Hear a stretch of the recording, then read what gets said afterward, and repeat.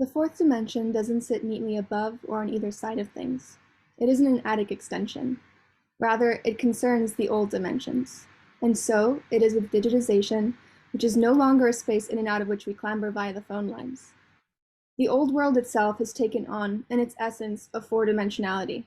Every moment, every object has been imbued with the capacity for this extra aspect. Hello, my name is Carolina, and it's an immense privilege to be here presenting my motherboard project today.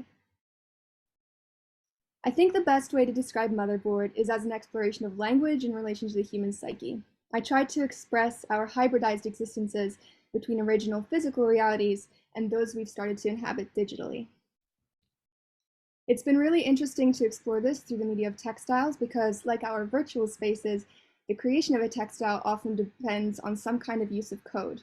My primary medium being knits, I usually always start from code, and I tend to begin with the structure of an underlying grid.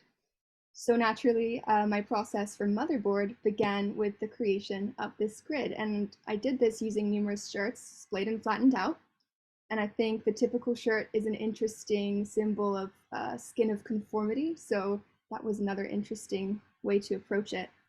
This is where we find what I like to call linguistic common ground, the uniform blank structure that we've all kind of wordlessly agreed to fill in.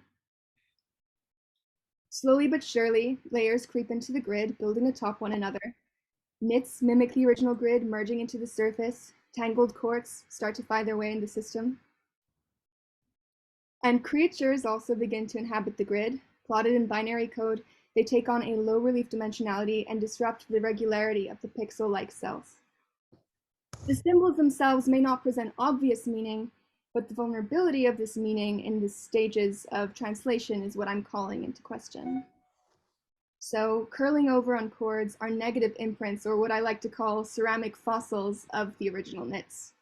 Here I'm really questioning the mortality of language. Codes and words are dynamic, alive even, in their meaning.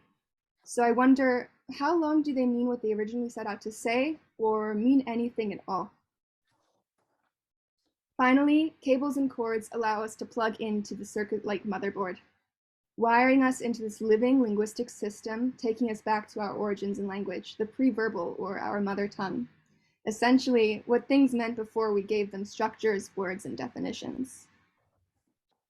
Peculiarly, in a similar way to which we were written up in our genetic codes, we've begun to program and encode our own digital identities. And I ask everyone to consider, what is the vulnerability of the translation of our own selves into an intangible fourth dimension? Thank you so much to everybody who supported me in this work, from creation to documentation.